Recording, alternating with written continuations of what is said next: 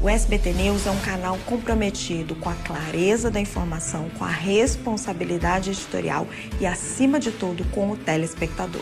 O nosso grande desafio é buscar uma melhor cobertura dos principais acontecimentos, seja na política, na economia, os principais fatos internacionais, na ciência, na tecnologia, na saúde, trazendo tudo aquilo que pode interferir no dia a dia das pessoas. Quem está tentando entender o que está acontecendo está buscando uma fonte de informação de credibilidade. A gente não quer fazer a pessoa pensar do jeito que a gente pensa, mas a gente quer que a pessoa tenha todas as informações disponíveis para ela tirar as conclusões dela, né, e chegar a uma conclusão do que ela acha sobre as coisas. O SBT News faz exatamente esse trabalho de checagem, de apuração, de estar de olho no que está sendo veiculado, transmitido nas redes sociais. Ele tem um papel central, porque ele tem, acho que muitas missões. A missão de ser objetivo, a missão de ser transparente, a missão de ser imparcial, a missão de ser responsável. Nós mostramos os fatos sem distorções.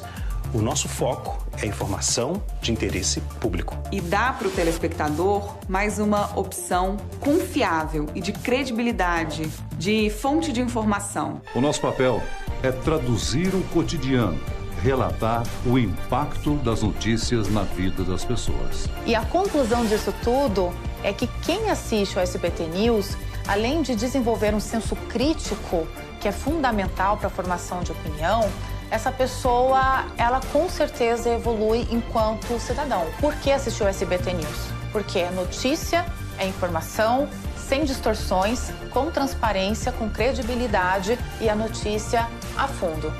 Eu acho que isso é transformador. SBT News, o fato como ele é.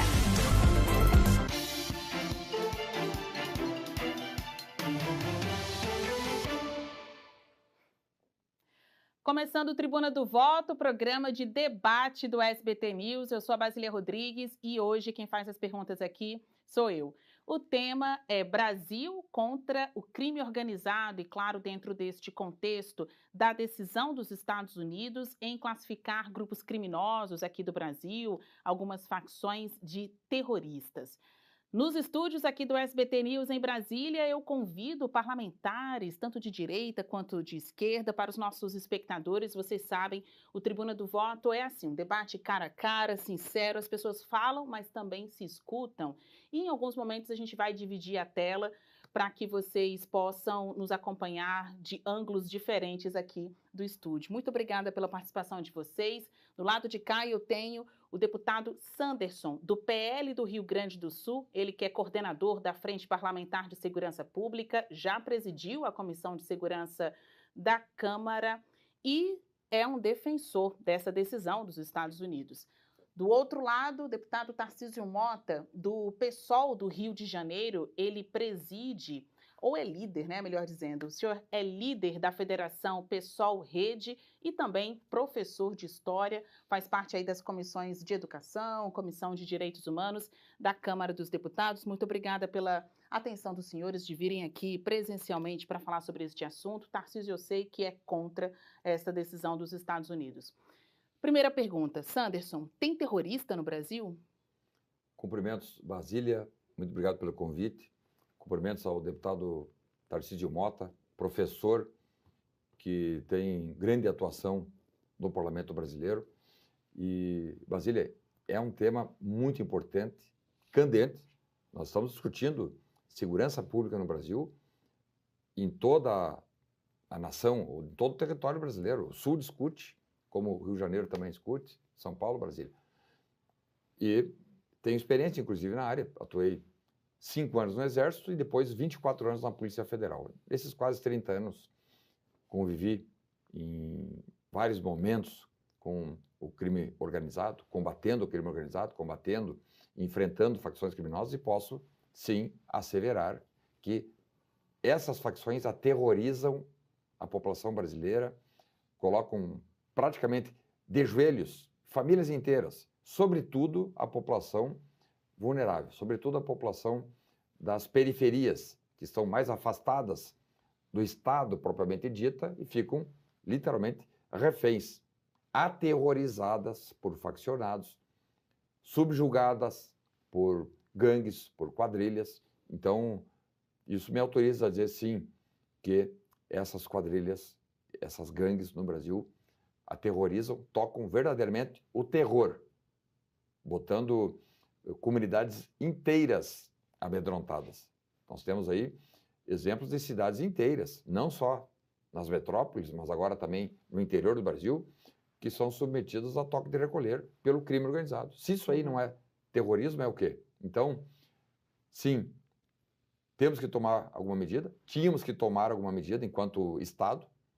O governo federal teve a oportunidade, o governo Lula teve a oportunidade de fazer e não fez. O Congresso, nós também tivemos a oportunidade de fazer. Eu mesmo fui um dos autores do requerimento para que esta medida fosse discutida no plenário da Câmara e o presidente da Câmara preferiu não debater. Então, um tema importante que exige responsabilidade e é assim que nós encaramos esta matéria. Então, para o Sanderson, tem sim terrorista no Brasil. Depois dessa resposta de 2 minutos, eu vou passar o mesmo tempo para você, Tarcísio, sobre a sua perspectiva, que é mais progressista, um deputado de esquerda. Tem terrorista no Brasil? Então, Basília, primeiro, boa noite, muito obrigado pelo convite do SBT News aqui. Boa noite, Sanderson, e boa noite, sobretudo, a você que está nos assistindo em casa, nesse debate que é um debate importantíssimo para a sociedade brasileira. Mas será que o que importa é um debate jurídico, terminológico, sobre se o termo é terrorismo ou não é terrorismo? O que importa para a população brasileira é se esse tipo de classificação vai ou não vai diminuir o poder do crime organizado sobre os territórios que estão, sobretudo nas periferias brasileiras. É isso que importa, as famílias que estão hoje sob domínio territorial desse crime organizado. E aqui é que está a questão fundamental para isso. Como é que a gente retira o poder deste crime organizado? Essa classificação vinda de fora para dentro, dos Estados Unidos para cá, ela acaba omitindo um elemento fundamental. Esse crime organizado, o poder dele vem de onde? Vem muitas vezes de estar no próprio aparelho de Estado, estar ocupando postos no governo. Eu venho do Rio de Janeiro, onde o Comando Vermelho está infiltrado nos palácios de poder, onde o TH Joias, um deputado da base do governo Cláudio Castro, bolsonarista desde o início, vendia armas, financiava até drones para o Comando Vermelho. E qual é o problema, portanto? Ao classificá-los como terroristas, você vai apagar exatamente essa dimensão política do crime organizado. Nós todos temos que ter instrumentos legais, legislativos, de segurança pública para acabar com o poder do crime organizado e, portanto, com esse poder horroroso que faz sobre as periferias.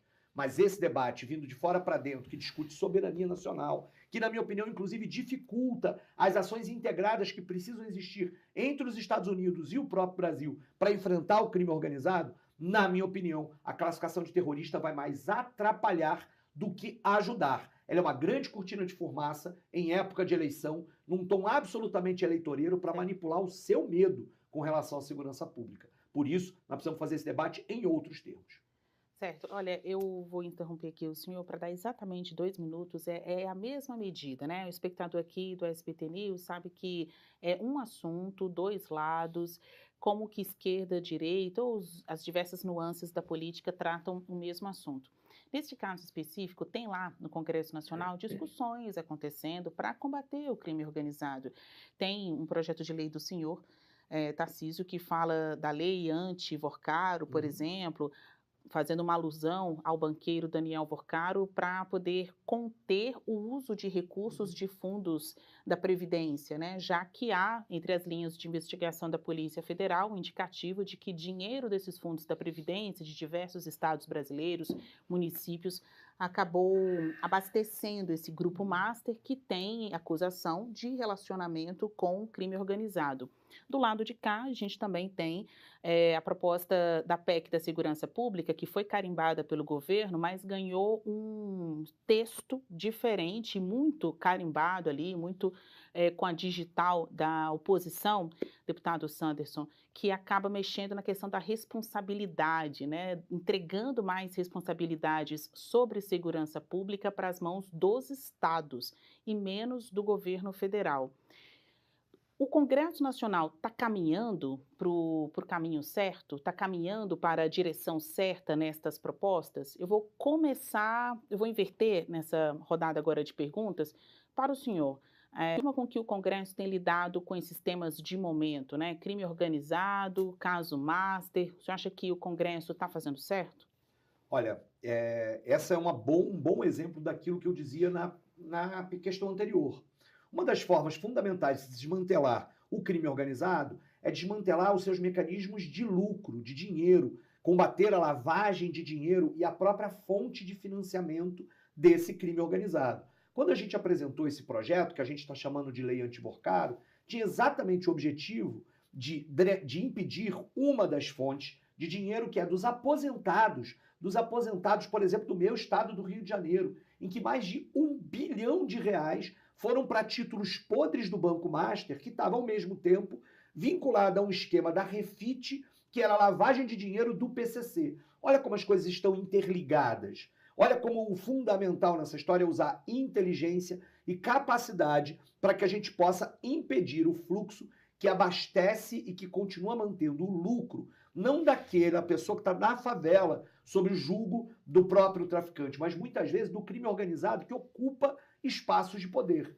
Exatamente por isso, no próprio debate da PEC da segurança, nós sempre primamos pelo debate de conseguir fortalecer a Polícia Federal, fortalecer os mecanismos de investigação, porque é aí que está a impunidade. A impunidade está no colarinho branco, que nunca consegue ser, de fato, responsabilizado pelos seus atos de corrupção, pelos seus atos criminosos de financiamento desse crime organizado. Lembremos do ex-governador Cláudio Castro, agora impedido de concorrer a qualquer eleição e que brevemente será alvo da delação do Rodrigo Bacelar, que vai apontar as relações entre o Comando Vermelho e a cúpula de poder no Rio de Janeiro. Ou seja, o Cláudio Castro autoriza uma operação militar no Complexo da Penha que mata mais de 100 pessoas e não resolveu 1 milímetro do poder do crime organizado, que na verdade estava nos próprios palácios de poder que ordenavam a polícia militar. Esse é o caminho que a gente precisa levar para desmantelar esse crime organizado que muitas vezes é organizado pela própria direita. Sanderson, o objetivo dessa pergunta aqui é falar das ferramentas que nós temos, né? O que já acontece aqui no Brasil, tanto por meio do governo quanto dos senhores no Congresso, né? Claro que está todo mundo querendo saber como vai funcionar na prática essa medida dos Estados Unidos de classificar os grupos criminosos em terroristas, mas espera aí, a gente não pode esquecer da responsabilidade do próprio Brasil em lidar com este assunto. Então, o que os senhores têm debatido, aprovado lá no Congresso? A PEC da Segurança Pública, ela ainda está pendente de aprovação no Senado. É o texto que, na sua avaliação, vai resolver, pelo menos, essa questão da distribuição de responsabilidades entre os entes federativos? E sobre essa proposta da lei Antiborcaro, o senhor acha que ela é eleitoreira ou faz sentido disciplinar o uso dos recursos dos fundos previdenciários? O Congresso, a Câmara dos Deputados, o Senado ainda não, mas a Câmara dos Deputados, vamos dizer assim, deu uma mensagem importante no enfrentamento e no combate ao crime organizado, ao crime faccionado, aquele crime que inclusive entra dentro do Estado, que já está elegendo vereadores, nós sabemos, está elegendo agentes políticos federais. O crime organizado, que nós sabemos, isso já tem casos concretos, já colocou gente dentro da Polícia Federal, dentro do Poder Judiciário Federal, dentro do Ministério Público. Então, quando o crime organizado se organiza desta maneira, é porque nós, enquanto Estado, falhamos. O Parlamento falhou, Câmara e Senado. Os governantes, os últimos governantes, e é bom que se diga que a esquerda governa o Brasil já há quase 30 anos e posso atestar, mais uma vez, pela minha experiência profissional na Polícia Federal, de que hoje o Brasil é um fracasso em termos de enfrentamento do crime do colarinho branco. O crime financeiro, aquelas ações que movimentam bilhões de reais com o narcotráfico, com a pirataria, com o contrabando de armas, com a arrecadação, inclusive, ilegal e ilícita, feita de comunidades cobrando, isso é um crime bárbaro, cobrando para as pessoas terem acesso a serviços como de gás, de energia elétrica, de TV a cabo. Então, nós aqui no Brasil não temos casos de sucesso no que diz respeito ao enfrentamento ao crime organizado. O que há são ações quase que heróicas de algumas polícias, eu cito aqui a própria Polícia Federal, que com um esforço sobre-humano dos policiais, homens e mulheres policiais, conseguem fazer. Mas o Estado tem pouca contribuição nisso. Eu digo sempre, e isso qualquer policial sabe, segurança pública são os famosos 3 Is.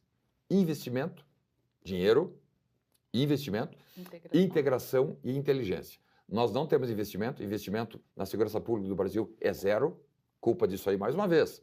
Não estou fazendo a minha culpa. O meu partido, o meu grupo político ocupou nos últimos 4 anos, lá no governo anterior, tivemos pandemia, enfim. Vamos dizer assim, ó, não tivemos tempo de fazer. Mesmo assim, ainda aprovamos lá o pacote anticrime. Mas, vamos lá, 2 mandatos do FHC, governo progressista, 2 mandatos de Lula, mais um de Dilma, agora mais um do Lula. Nós somos do último governo. Teve o Temer também, pois né? Que não era. Que também não é. Mas o Temer também tem ideias progressistas. Ele não é uma pessoa de direita conservadora. Então, temos no último ano agora do governo Lula, 30 anos não dava para ter modernizado a estrutura policial brasileira? Por que a segurança pública atua de forma heróica apenas, sem estrutura de investimento? A saúde tem recurso vinculado no orçamento. A educação também tem. Por que a segurança pública não tem? Falta de prioridade dos governos. Então eu falava, investimento zero, integração mínima, um crime que é cometido no Rio Grande do Sul, a Polícia Civil de Pernambuco não sabe desse criminoso, a Polícia Federal não sabe de um crime que aconteceu no âmbito de uma polícia, de um estado federado. Não tem integração. Integração hoje no Brasil é, na polícia, zero integração. E aí, o último, inteligência. Né? Os instrumentos de inteligência que o Brasil utiliza são instrumentos construídos pelos próprios policiais. O Estado, e aí culpa do Congresso, claro, culpa do Senado, Câmara e tal, mas o Estado não dá condições de trabalho, diferentemente de países como os Estados Unidos, o Canadá, a própria Europa, que o Estado se organiza e dá aqui, estão aqui as condições. Vocês vão lá prender criminosos, vão lá enfrentar crime organizado. Vou pedir para o senhor segurar essa continuidade dessa resposta, porque eu vou invadir esse campo da ineficiência do Estado, né? Porque na hora que os Estados Unidos ou qualquer outro país tenta se sobrepor sobre as regras, até a segurança, que é a própria aqui do Brasil, muito se analisa isso, né? Então é o resultado da ineficiência do Estado. Se o governo ou os governos não deram certo, se o Brasil não está dando certo no combate a essas facções, isso justificaria a invasão ou entrada de outro governo, outro país em campo, sobre a ineficiência do Estado. O que é o Estado nesse caso? São governos específicos, são as instituições como vocês mesmos, né, que representam o Congresso Nacional, são as polícias, da qual em parte o senhor veio, né, senhor Sanderson, o senhor era policial federal, está licenciado, mas foram 25 anos dedicados como agente da PF. Não é uma decisão tanto amarga também para estas autoridades, estes agentes públicos que todo dia acordam para trabalhar, para servir o público, como os policiais, como as forças de segurança? Queria ouvir do Tarcísio, e até vou dar um pouquinho mais de tempo para o senhor, porque o Sanderson falou 3 minutos, e aqui ó, é no equilíbrio da tribuna do voto. E já já eu volto para você, tá, Sanderson? Ó, atualizando 4 minutos de Sanderson, agora 4 minutos de Tarcísio. Que bom, vou poder fazer com mais calma algumas questões a respeito da fala do Sanderson. Nós temos aqui, não é a primeira vez que nós debatemos, é um debate sempre em alto nível, com muito respeito, mas de cara eu vou discordar de alguns pontos. Hoje, se nós somarmos os governadores de esquerda no Brasil, nós vamos achar talvez 6, né? E chamar Temer de progressista ou Fernando Henrique de esquerda, eu me lembro lá, inclusive, de estar nas ruas lutando contra o Fernando Henrique Cardoso ao lado de toda a esquerda. Nós temos aqui concepções diferentes disso. E é curioso, Sanderson, porque aqui se retoma um ponto que foi exatamente o ponto da resistência da direita quando o governo Lula mandou a PEC da segurança para o Congresso Nacional. Porque a PEC da segurança tinha um objetivo claro, que era exatamente esse, da integração nacional da política de segurança pública, e os governadores de direita, em sua grande maioria, resistiram, dizendo que iam perder o poder sobre as polícias, quando nós dizíamos da necessidade da integração.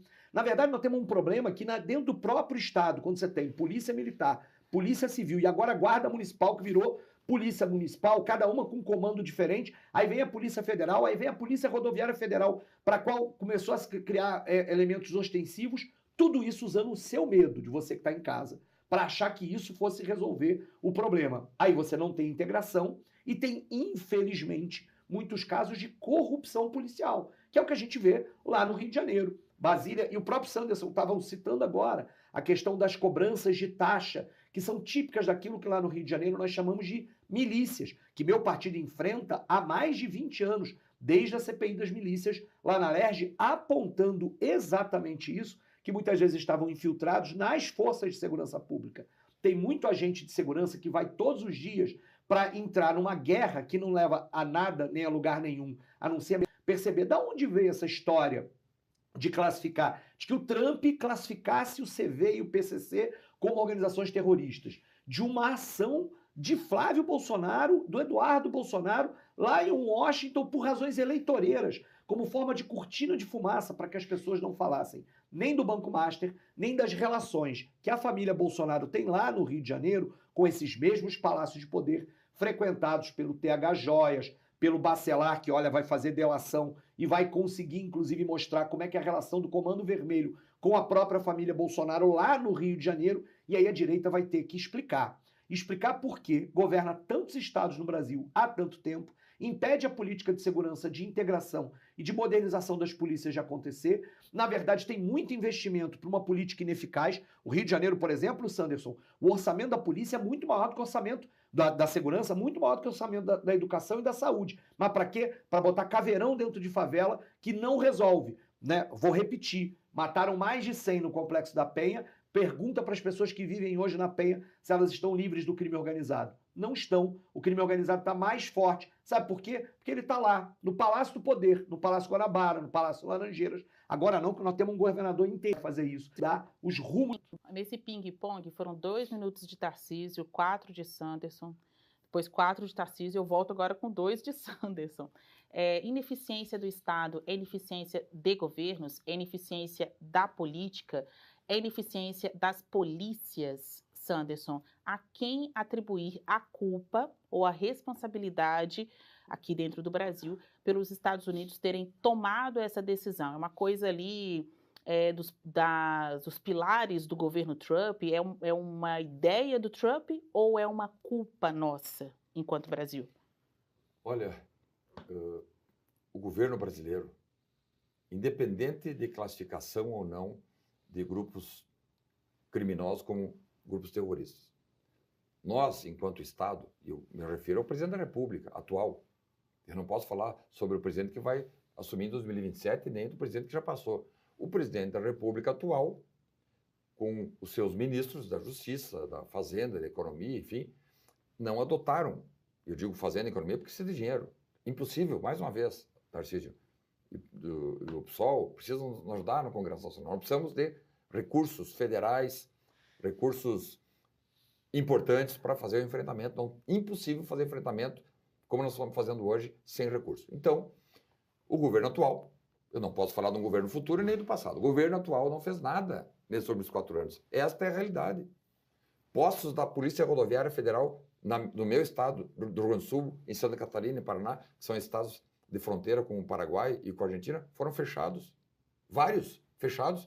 Agora, um corte de 4 bilhões de reais no Ministério da Defesa. E ontem, inclusive, falei com oficiais de alto escalão das Forças Armadas e disseram, olha, se nós tínhamos alguma presença na fronteira, não vai ter mais, porque não há dinheiro para isso. Não tem como tu movimentar a tropa com 4 bilhões a menos, justamente numa área e numa região de fronteira que já é aberta e agora vai ficar simplesmente abandonada. A Polícia Federal tem o dever constitucional de fazer o controle de fronteiras, só que efetivo mínimo, sem recursos. Então, Brasília, impossível tratar de enfrentamento às facções sem atos concretos de quem está no poder. Quem detém um monopólio da força? Não sou eu como deputado federal, nem o Tarcísio. É o presidente da República, seja ele quem for.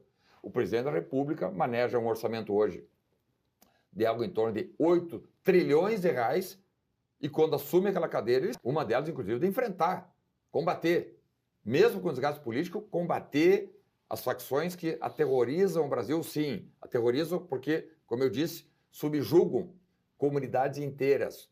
Temos cidades aí com 5, 6 milhões de habitantes, cujo território em 70% está tomado pelas facções. Isso é democracia? Sanders, eu vou fazer mais uma pergunta agora, e aí encerrando o seu tempo, mas essa próxima pergunta eu já começo pelo senhor.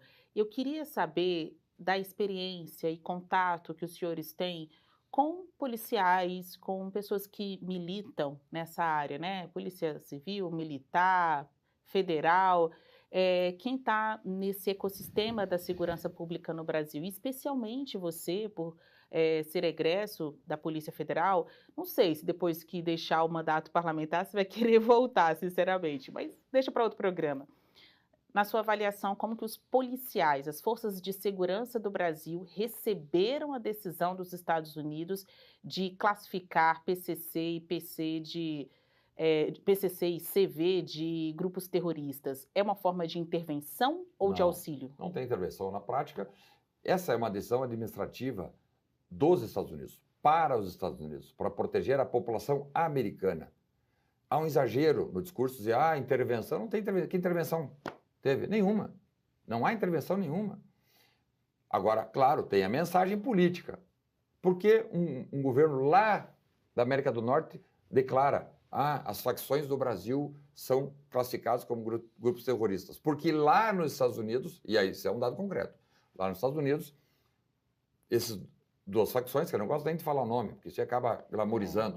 Mas essas facções... É difícil para mim também falar. Essas facções estão comprando torres, Tarcísio, edifícios inteiros, em Miami, por exemplo. Lavando dinheiro lá nos Estados Unidos. Eles não vão lavar dinheiro na Bolívia, ou na Colômbia, nem mesmo no Paraguai ou na Argentina. Eles vão lavar dinheiro onde o dinheiro está. Então, o governo americano diz, opa, eu preciso me proteger. De onde é que são esses criminosos? São do Brasil. São do comando, né? São daqueles grupos lá. E aí o governo americano diz, não, vamos classificar. E não é o Brasil uma ilha. Essa classificação foi feita para o México, foi feita para o Paraguai, foi feita para o Equador, foi feita... São 6 países, para El Salvador. Essa classificação foi feita... são 6 países só na América do Sul, claro, não vai classificar a Suíça ou a Suécia, porque lá eles não têm problema com facções. Inglaterra não tem problema com facções, nem a Bélgica. Tem aonde? Na América do Sul, que manejam aqui praticamente 95% do tráfico de cocaína no mundo inteiro. Está aqui, na Bolívia, Venezuela, o Brasil não planta coca, mas a estrutura desses dois grupos é que utilizam, então, estas drogas, esses entorpecentes, trazem de lá e usam apenas a logística brasileira de portos e aeroportos, inclusive, para mandar essa droga para a Europa e para a Ásia também. Então, não há intervenção. Sinceramente, pela experiência que eu tenho, não há e não vai haver intervenção norte-americana. Isso é uma declaração administrativa apenas. Podia ter sido feito pelo Brasil já, ou então, não vamos fazer? Não, mas nós não precisamos disso porque o Brasil enfrenta e esses dois grupos não aterrorizam, não tomam territórios como vem tomado territórios nesses últimos... Olha, não é de agora, isso vem dos últimos 30 anos. Né? Um desses grupos iniciou, inclusive, tem núcleo ativo no Rio de Janeiro. Né? O outro em São Paulo. Mas já estão em todo o Brasil, né? Levantamentos recentes do Ministério da Justiça mostram que há cerca de 90 facções. Esses grupos, agora, nessa decisão dos Estados Unidos, apenas 2 grupos, mas, claro, os principais do Brasil, foram alcançados. Mas, de acordo com as investigações, e tem muito da Polícia Federal, né, nesse levantamento, há um cálculo com cerca de 90 facções do Brasil, que tem como pilares, né, como fundamento, esses 2 grandes grupos que estão sendo taxados aí de terroristas. Tarcísio, eu vou passar a mesma pergunta para você. O contato, eu sei que o senhor é humanista, o senhor é um deputado ali de direitos humanos, educação, mas o senhor também tem contatos com policiais, claro. Não é mesmo? Porque tanto esse lado mais social, da assistência social, professores, não é mesmo? Quanto quem é da segurança pública, policiais, agentes, eles estão na mesma pauta, né? Dividir isso, que é um erro, inclusive a integração passa por isso também, né? Você entender que esses diferentes atores públicos deveriam estar mais próximos no combate desse mal que é o crime organizado, não o oposto. Na sua avaliação e pelos relatos que o senhor colheu nesses últimos tempos, como estes agentes receberam a decisão dos Estados Unidos de classificar dois grupos, duas facções criminosas brasileiras de terroristas? Eu queria, Basília, nesse ponto, primeiro começar concordando com a primeira frase, das primeiras frases que o Sanderson falou na última resposta. Já começa bem, né? Porque é melhor concordância do que dissidência. Sanderson disse o seguinte: essa decisão dos Estados Unidos tem a ver com proteger a população dos Estados Unidos. E é isso. E proteger os interesses econômicos e políticos, geopolíticos, dos estadunidenses. Eu concordo com isso. Essa é a decisão. O Trump, a galera do Trump, não está interessada em resolver o problema da segurança pública brasileira, na vida do favelado, daquele que está dominado pelo crime organizado aqui no Rio de Janeiro. Então a gente primeiro precisa entender este ponto. Porque esse é um debate, Basília, que tem a ver com soberania.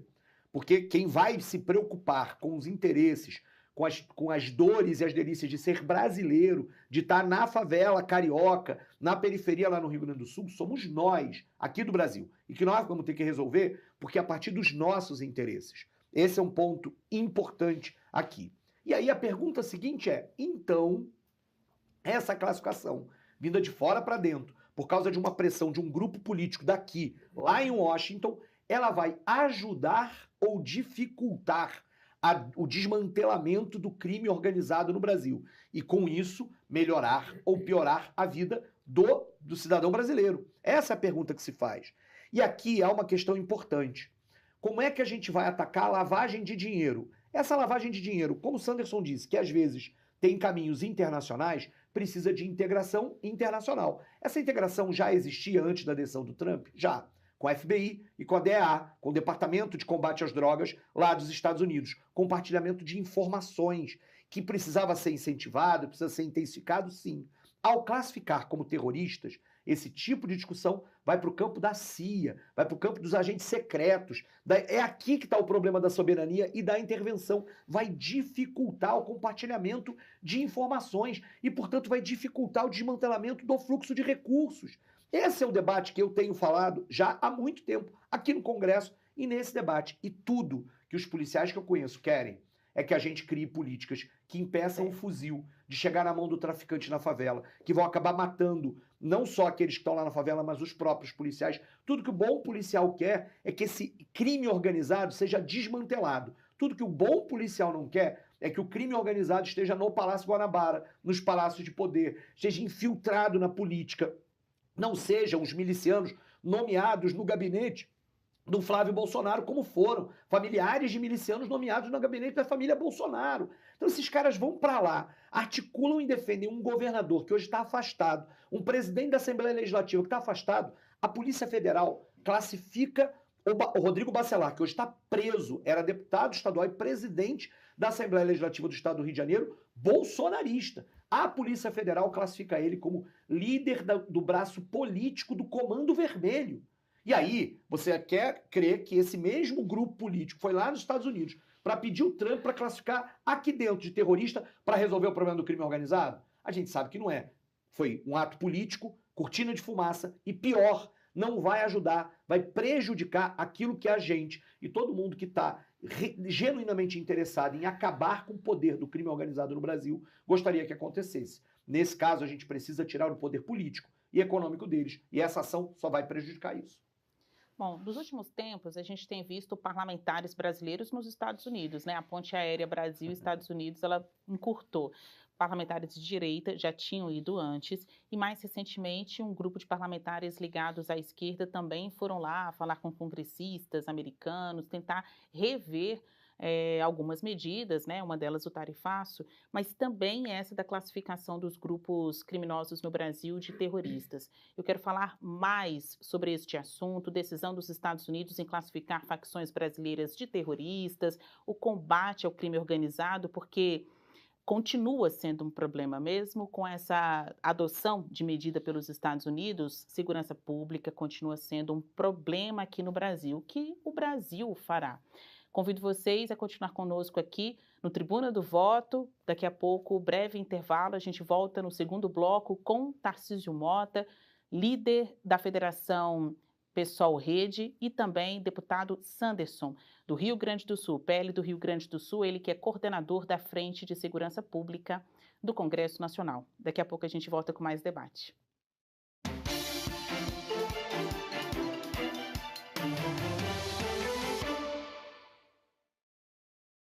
O SBT News é um canal comprometido com a clareza da informação, com a responsabilidade editorial e, acima de tudo, com o telespectador. O nosso grande desafio é buscar uma melhor cobertura dos principais acontecimentos, seja na política, na economia, os principais fatos internacionais, na ciência, na tecnologia, na saúde, trazendo tudo aquilo que pode interferir no dia a dia das pessoas. Quem está tentando entender o que está acontecendo está buscando uma fonte de informação de credibilidade. A gente não quer fazer a pessoa pensar do jeito que a gente pensa, mas a gente quer que a pessoa tenha todas as informações disponíveis para ela tirar as conclusões dela, né, e chegar a uma conclusão do que ela acha sobre as coisas. O SBT News faz exatamente esse trabalho de checagem, de apuração, de estar de olho no que está sendo veiculado, transmitido nas redes sociais. Ele tem um papel central, porque ele tem, acho que muitas missões. A missão de ser objetivo, a missão de ser transparente, a missão de ser imparcial, a missão de ser responsável. Nós mostramos os fatos sem distorções. O nosso foco é a informação de interesse público. E dá para o telespectador mais uma opção confiável e de credibilidade, de fonte de informação. O nosso papel é traduzir o cotidiano, relatar o impacto das notícias na vida das pessoas. E a conclusão disso tudo é que quem assiste ao SBT News, além de desenvolver um senso crítico, que é fundamental para a formação de opinião, essa pessoa, ela com certeza evolui enquanto cidadão. Por que assistir ao SBT News? Porque é notícia, é informação, sem distorções, com transparência, com credibilidade e a notícia a fundo. Eu acho que isso é transformador. SBT News, o fato como ele é. Eu acho que hoje um dos nossos maiores desafios é lutar contra as notícias falsas. E a credibilidade, ela se torna o nosso ativo mais valioso. Infelizmente, existe um público que consome muito mais fake news do que a notícia e o fato como ele é. Nesse papel de mediadores, de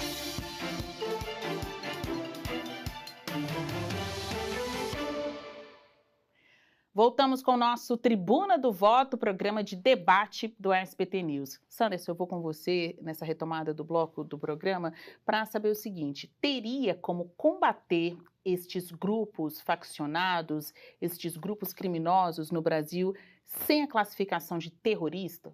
Óbvio que sim.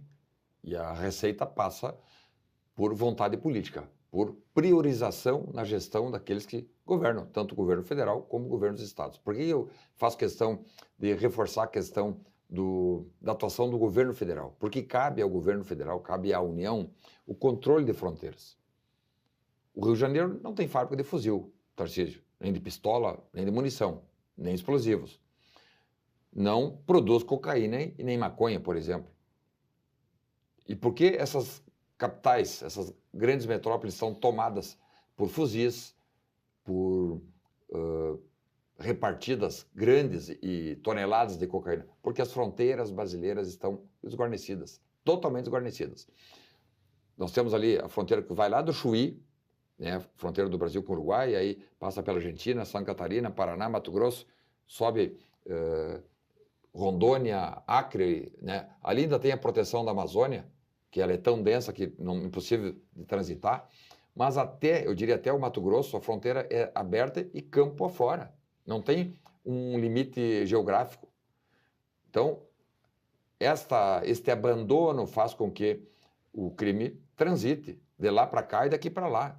Tanto com evasão de divisas, levando dinheiro até de corrupção, e sobretudo, eu diria até, muito dinheiro de corrupção para fora do Brasil, porque ninguém vai mandar dinheiro por banco. Então, malas e malas de dinheiro.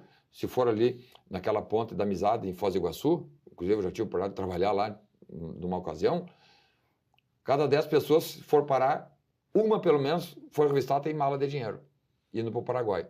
Então, nós precisamos entender, enquanto Estado, enquanto nação, que nós precisamos ocupar as nossas fronteiras. O Brasil é um país continental e é o único país do G20.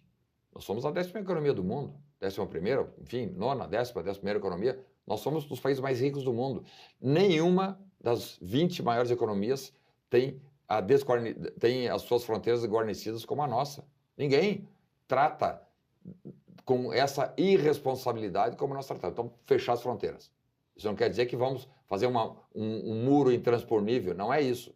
Mas ter um controle mínimo ao ponto das armas não entrarem, das drogas não entrarem, dos dinheiros, ou do dinheiro, melhor, né, dos numerários não saírem e não entrarem.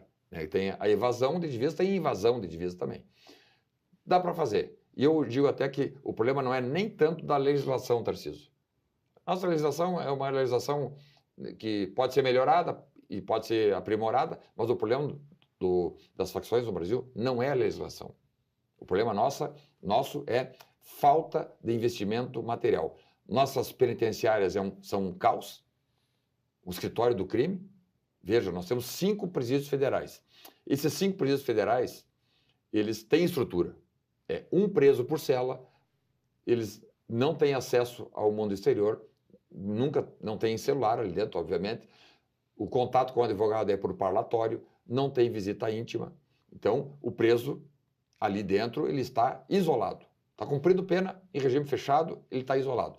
Agora, as penitenciárias estaduais são uma verdadeira bagunça. E bagunça porque falta espaço, faltam vagas. Nós precisamos construir presídios, sim. Nós precisamos ter recursos para construir presídios, muitos presídios, para que o preso fique ali detido, né, sem promiscuidade, né, que possa ser reeducado, ressocializado.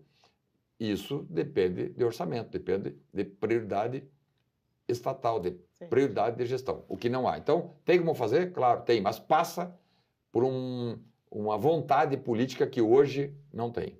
Tarcísio, 4 minutos para você. Teria como o Brasil combater esses grupos criminosos sem a classificação de terrorista? Não só teria, como é assim que vai ser. Ou seja, a classificação desses grupos do crime organizado de terroristas não vai mudar nada, e para resolver este problema, a gente vai ter que, inclusive, ignorar essa história e continuar a entender. É um crime organizado que está infiltrado nos palácios de poder.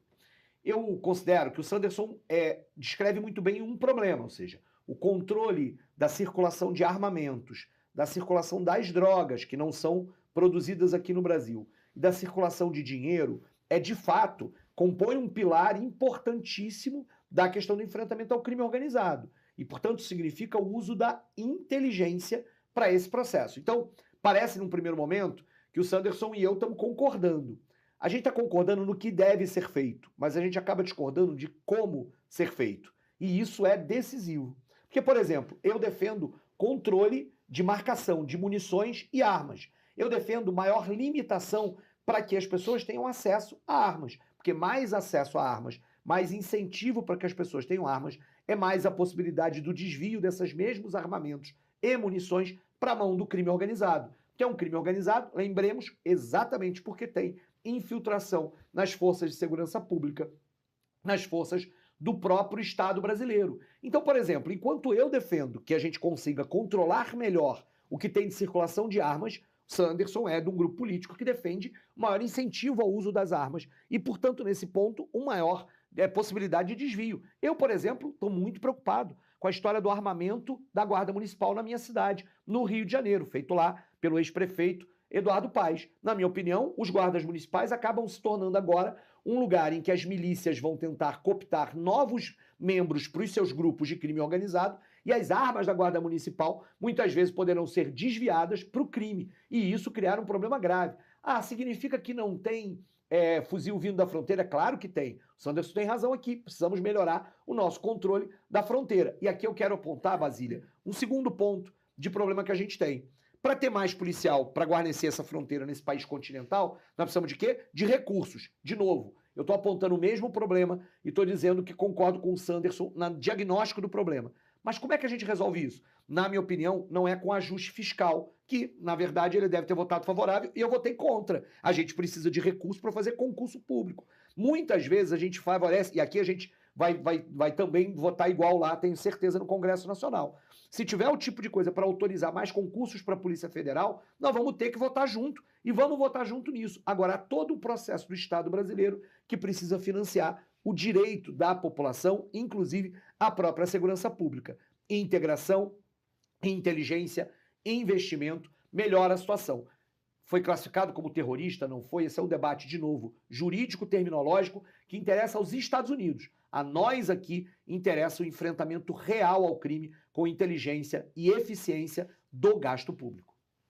Olha, deixou uns segundinhos ainda, dava para falar um pouco mais. Olha, pauta quente da semana também é o avanço da discussão daquele projeto, né, daquela proposta de emenda à Constituição que reduz a maioridade penal de 18 para 16 anos. Isso está avançando no Congresso. É claro que essa aprovação não vai ser amanhã, demora um tempo, mas é um assunto que deixa o debate sobre a segurança pública ainda mais quente em ano eleitoral. Daqui a pouquinho eu vou perguntar especificamente sobre isso para vocês, mas antes eu queria aqui propor uma dinâmica. Vamos abrir a câmera. Sanderson olhando para o Tarcísio, Tarcísio olhando para o Sanderson. Mostra aqui no nosso estúdio no SBT News. Como é viver em um país que agora os Estados Unidos dizem tem terrorista aí? Olha, eu sinceramente no meu dia a dia não muda nada. Não muda absolutamente nada, porque isso é como eu disse, uma classificação administrativa. Agora, quem quer lacrar politicamente fica fazendo, né, como falamos lá no Sul, a laúza, fica fazendo espuma. Para mim não muda nada. O faccionado vai continuar lá nas milhares de biqueiras vendendo cocaína, vendendo maconha, num estado omisso como é o Estado brasileiro, um estado letárgico, moroso, que não se movimenta, eu acho que até não se movimenta de forma premeditada, porque nada é feito. Classificaram, e daí? Grande coisa que classificaram. Isso é uma classificação para a população americana. Passaram-se aí quase 4 anos do atual governo Lula, e o que de efetivo foi feito para enfrentar o crime organizado? Nada. E eu falei, mais uma vez, eu sou deputado federal, eu não sou dono do orçamento de 8 trilhões de reais, o Lula é. Se eu fosse presidente, eu faria. Então, vamos lá, tirar essas questões políticas partidárias, ideológicas, e focar lá no interesse da população. E eu estava aqui mexendo num papel antes, porque eu trouxe para cá, né, Tarcísio, é uma pesquisa que foi publicada hoje, está aqui, ó, pesquisa Genial Quest, de hoje foi publicado. 60% da população querem aquelas 2 siglas classificadas como grupos terroristas. 60% aqui, ó. Podem botar no Google e vão achar. Aí diz assim, ó.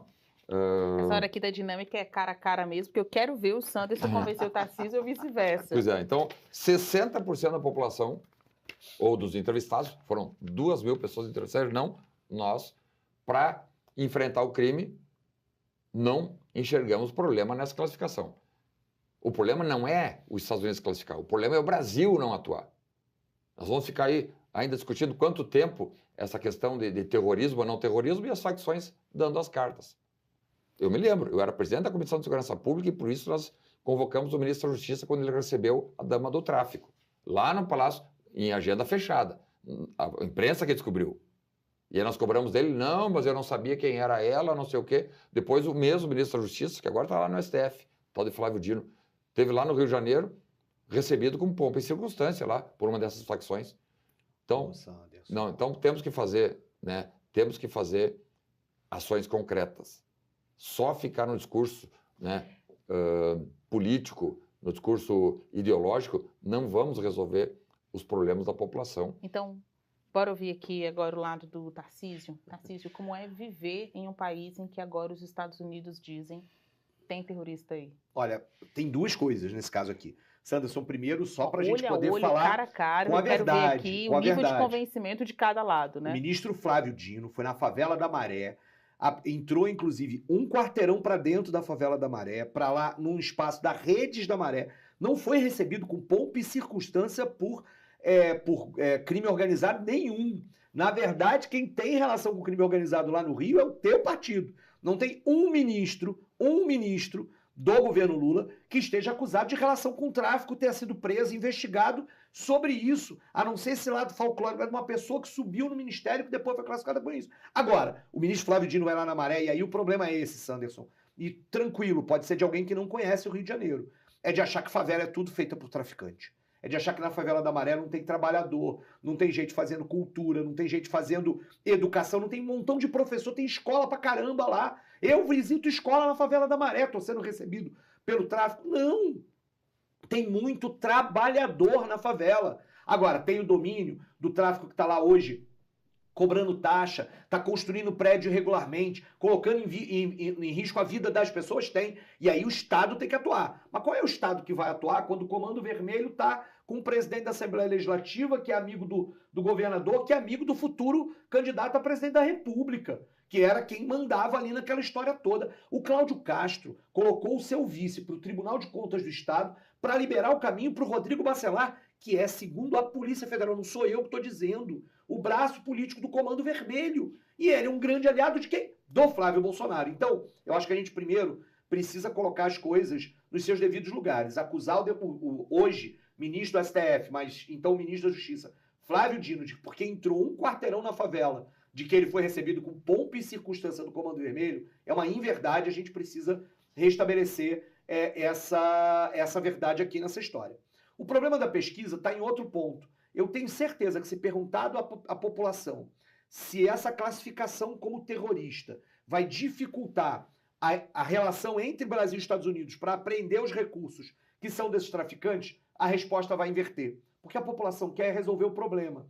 O problema é que você tem anos e anos de governadores de direita que usam a segurança para fabricar o medo e para ganhar politicamente. Isso não se resolve o problema. E aí qualquer coisa que pareça ser diferente vai parecer resolver o problema. E não vai, porque o crime é organizado pela direita, e em grande parte desses processos. E se a gente não enfrentar esse desafio, não se trata de uma questão de vontade política individual, mas vontade política de romper com o poder político do crime organizado. E é isso que a gente precisa fazer. E eu falo de um partido que está há muito tempo enfrentando a milícia e o crime organizado e apontando exatamente isso.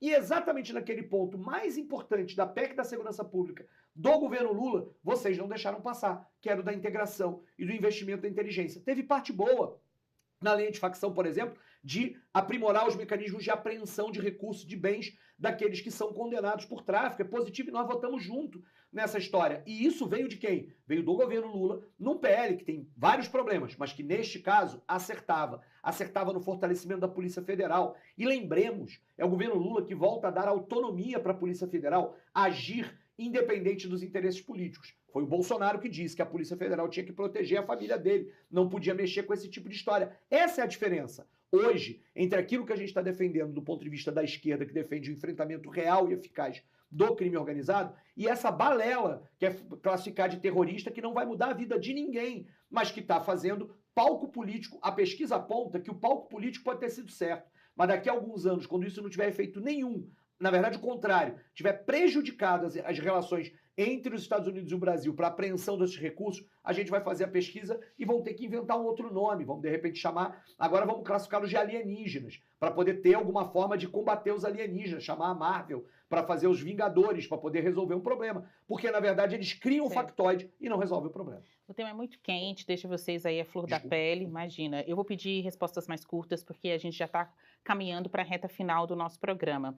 As colocações dos senhores me fazem pensar que, então, em outubro próximo, a gente não vai escolher só quem é o próximo presidente da República ou manter o que está aí. A gente, brasileiro, vai escolher também quem vai solucionar o problema da segurança pública no Brasil. Então, é mais do que só ser o presidente, o que já é muita coisa, né? Mas dentro dessa lista de tarefas que esse próximo presidente terá, é dar uma solução, uma resposta ao combate ao crime organizado no Brasil.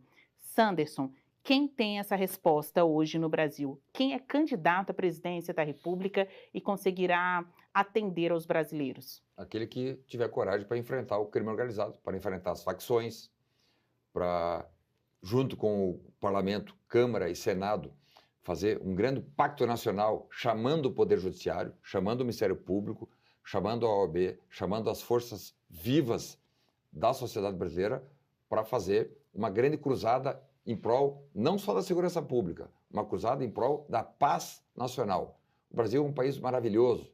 Falei aqui, 10ª economia do mundo. Ou seja, somos um país riquíssimo, população maravilhosa, pacífica. Agora, nós precisamos, enquanto nação, nos organizar e dizer, ó, não, nós não queremos conviver mais com faccionados. Nós não queremos conviver mais com sicários, bandidos, seja envolvidos com narcotráfico, seja envolvidos com contrabando de armas, sejam envolvidos com pedofilia, qualquer tipo de ilícito. Nós merecemos mais, a população brasileira merece mais. Mas para isso, as autoridades públicas dos 3 poderes precisam agir. Só o presidente não vai conseguir. Ele tem a chave do cofre, tem um orçamento trilionário, mas precisa do Congresso, precisa do Poder Judiciário, compreender que não vai ser soltando, como nós vimos agora, né? Não vou citar um caso concreto, mas uma situação absurda, né? De uma mãe condenada por assassinato de uma criança que sai a passos porta fora da penitenciária. Esse tipo de impunidade, esse tipo de mensagem faz com que a população praticamente desanime do Estado. E nós temos que fazer o contrário, fazer com que a população acredite nas instituições, acredite no STF, acredite no Congresso, acredite na instituição Presidência da República, e aí sim termos condições de vencer esta chaga. Isso é um câncer, né? Que assola o Brasil aí há quantos anos? Eu era criança e já ouvia falar em grupos organizados. Hoje, nós precisamos fazer esse enfrentamento com união de todos. Deixar de lado as questões partidárias, vamos deixar de lado as questões ideológicas, vamos enfrentar o crime que é contra tudo e contra todos. Você tem o nome desse candidato, então, que vai conseguir fazer isso? O meu partido, o Partido Liberal, tem hoje como pré-candidato o senador Flávio Bolsonaro. Ele sozinho não vai fazer nada, precisa de um grupo de agentes políticos, dos quais eu me coloco do lado dele, que conheçam a segurança pública, que tenham receitas, e não é inventar. É ver como os Estados Unidos fez, como o Canadá fez, como a Europa fez, como a Argentina fez, com as peculiaridades brasileiras, nós temos algumas peculiaridades que só o Brasil tem, encontrar o modo brasileiro de entregar paz social à sua excelência, população brasileira. Tarcísio, qual é o candidato ou pré-candidato nessas eleições à presidência da República que conseguirá dar a resposta que a população precisa no combate ao crime organizado? A possibilidade dessa resposta ser eficiente e eficaz está em Luiz Inácio Lula da Silva. Nós seguimos na base desse governo, mesmo que o pessoal tenha críticas a vários pontos, mas seguiremos já como decisão de apoiá-lo na candidatura a presidente da República quando as eleições começarem. E eu quero explicar por que esse elemento. Olha, primeiro é o ponto seguinte, a esquerda de fato tem aprendido muito recentemente mais a falar e a defender o debate da segurança pública. Eu quero reconhecer que nós da esquerda, durante um tempo, acabávamos fazendo a resposta, que na minha opinião é correta, mas insuficiente para que a população pudesse inclusive dialogar conosco, de que o problema da segurança pública é também um problema social, aos chamados determinantes sociais da violência. Canadá, Noruega, né, Suíça, França, resolveram os problemas sociais da desigualdade nas suas sociedades e isso diminuiu a criminalidade. Nós defendemos uma saída que vai ter a prevenção. Nenhum de nós nega isso. É muito curioso, Basília, porque há 20 anos atrás, quando eu falava que o problema da segurança seria de forma mais eficaz sendo resolvido com mais educação, com mais cultura, com mais trabalho, emprego e renda, diziam, mas vai demorar muito tempo. Bom, já passaram 20 anos, esse muito tempo já chegou e a gente continua com a mesma coisa, porque a gente não investe o que deve investir na questão da prevenção e da garantia de uma vida digna para todo mundo. Mas mais do que isso, a gente aprendeu também a discutir que o elemento da segurança pública, da inteligência, da capacidade de organizar as forças de segurança pública a enfrentarem a organização do crime organizado é decisivo para isso. E aí essa é uma tarefa, sem sombra de dúvida, do governo federal. E eu não tenho nenhuma dúvida de que o governo Lula, mantendo a autonomia da Polícia Federal, mantendo os investimentos em inteligência, mantendo a perspectiva e retomando o debate, barrado pela direita, da integração das polícias e de uma política nacional de enfrentamento ao crime organizado, dará passos decisivos no enfrentamento e na retirada de poder econômico desses criminosos organizadamente. E por fim, e eu fecho com isso, é preciso ter o desejo político de não ter alianças com essas máfias. O Sanderson citou aqui uma palavra que a gente ouve pouco, sicário. Logo me lembrei do sicário, que era do Vorcaro, que era o cara que fazia as ameaças no seu grupo político. E o Vorcaro tinha relações políticas com quem? Por exemplo, com Ciro Nogueira, ministro da Casa Civil de Bolsonaro. Tinha relações com quem? Com o Nicolas Ferreira, que ficava viajando de jatinho para lá e para cá. Então a gente tem que romper politicamente com quem tem aliados e alianças com os sicários da vida, com aqueles que estão no andar de cima do crime organizado. E é nesse ponto de vista de que a gente tem esse pacto com a população. Eu não tenho tempo para mais nada, mas eu vou dar uma última oportunidade de considerações finais aqui dos senhores, Tarcísio, Sanderson. Eu vou pedir 30 segundos, eu vou dar uma pergunta, o comando, sigam a resposta, mas precisam ser breves. Eu vou começar por você, Tarcísio, e você concluir, Sanderson, o programa de hoje. Está aí a PEC da maioridade penal, tramitando no Congresso Nacional, houve um avanço nesta semana. A pauta é quente, com certeza vocês vão ver aqui na tela do SBT News em outras oportunidades. Tarcísio, essa PEC que reduz a maioridade penal de 18 para 16 anos tem que passar? Sua última resposta no programa. Eu sou contra, ela é uma falsa solução para um problema real. A gente no Brasil hoje já penaliza e criminaliza, né, adolescentes que estão abaixo de 18 anos e que deveriam estar no sistema socioeducativo funcionando. O nosso problema é que durante décadas a gente não aplicou o ECA, não deu condições para o socioeducativo ser aquilo que precisa ser e agora estamos com uma falsa solução que parece uma solução mais fácil. Colocar esses mesmos adolescentes no sistema prisional já abarrotado, já sem nenhuma estrutura, que é uma fábrica do crime, que vai fazer com que, inclusive, eles cometam mais crimes ainda. Ou seja, é uma solução que, pelo senso comum, parece correta, mas não será correta. Ninguém consegue comparar ou viver a dor de alguém que sofre, um familiar que sofre um crime violento ou um crime hediondo. Mas a saída para isso é com política pública real, para evitar que os crimes aconteçam e não provocar. Garantir que essas pessoas cometam, inclusive, mais crimes à medida em que estão nos presídios superlotados, que não vão recuperar e garantir a vida de ninguém nessa nossa sociedade. A desigualdade está na origem desse tipo de problema e a redução da maioridade não é solução. Redução não é solução. Sanderson, já que o tema do programa foi crime organizado, diante de diversos aspectos, o senhor acha que o Congresso Nacional vai aprovar a redução da maioridade penal? Sua última resposta neste programa. É importante, né, já que estamos fechando esse debate sobre segurança pública, dizer que segurança pública não pode ser permeada por política, por politicagem. Temos que ter responsabilidade, sem ela, impossível resolver os problemas das facções, dos grupos organizados no Brasil. Deixando de lado a política, nós vamos achar a solução. Questão da diminuição da maioridade penal. Isso aí já devia ter sido feito há muito tempo no Brasil. E esta medida é só para crimes hediondos. Para mim, na minha concepção de mundo e de Brasil, deveríamos diminuir de 18 para 16 anos para todo e qualquer tipo de crime penal, de ilícito penal, e não só para crimes hediondos. Porque o Brasil hoje tem o maior índice de reincidência do mundo. Nós temos hoje 70% de reincidência criminal.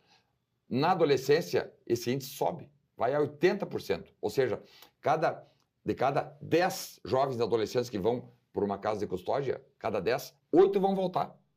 Então nós precisamos fazer alguma coisa. Do jeito que está, não dá, a população não quer mais conviver com adolescentes de 17 anos que cometam um triplo homicídio e que não são penalizados. Inclusive, permanecem primários.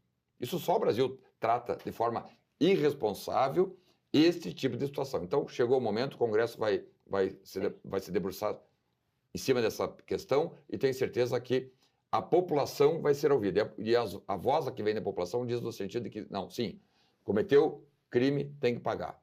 É isso. Mais de 16 anos pode votar, porque não pode responder pelos seus atos. Tem mais debate pela frente, com certeza vocês acompanham isso aqui também na tela do SBT News. Muito obrigada, Tarcísio Mota, líder do PSOL Rede, ele que é do PSOL do Rio de Janeiro, e também deputado Sanderson, do PL do Rio Grande do Sul, parlamentar da Segurança Pública e pré-candidato ao Senado pelo Rio Grande do Sul. Obrigada pela presença dos senhores aqui. Parabéns. O Tarcísio vai tentar a reeleição a deputado, né? Estaremos lá com vocês nas eleições também. Bom, esse aqui foi o Tribuna do Voto, programa de debate do SBT News. Toda sexta-feira um programa novo, reprise aos fins de semana. Continue conosco aqui no SBT News, sempre com ótimos debates. Até mais.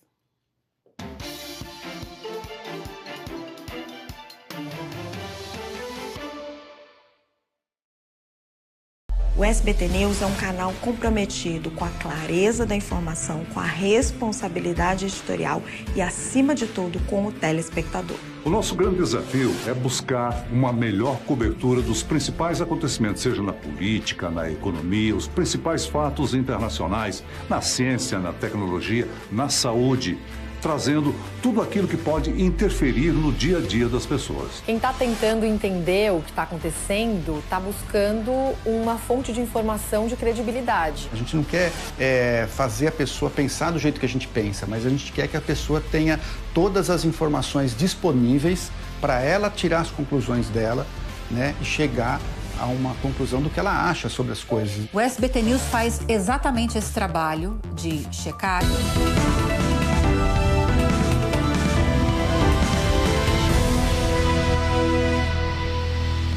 Olá, boa noite. O Jornal do SBT News está no ar com as principais notícias e análises dos acontecimentos aqui no Brasil e no mundo nesta sexta-feira, 12 de junho de 2026. A gente abre essa edição com informações sobre a Copa do Mundo. Amanhã tem a estreia do Brasil em Nova Jersey e o Jornal do SBT News mostrará todos os detalhes. Antes, vamos ver o que de melhor aconteceu pelos campos dos países sedes. Hoje teve a segunda cerimônia de abertura, dessa vez no Canadá. A seleção canadense empatou com a Bósnia na estreia. Daqui a pouco tem a terceira festa de abertura em Los Angeles, nos Estados Unidos, com participação da cantora Anitta. E é para lá que nós vamos conversar ao vivo com o repórter André Galvão. André, para você ainda é boa tarde por aí. Seja bem-vindo ao Jornal do SBT News. A seleção americana estreia contra o Paraguai e não deve ir ao estádio, não teve no estádio o apoio de um torcedor ilustre. Conta pra gente quem não vai a essa festa. Bem-vindo, boa noite. Tudo bem, Marina? Muito boa noite a você, boa noite a todos que nos acompanham no SBT News. É claro que aqui ainda é tarde, né? Agora 14 horas mais 32 minutos pelo horário local. A bola vai rolar aqui em Los Angeles às 18 horas, no Brasil às 22 horas. A gente mesmo acaba se confundindo nesse fuso horário.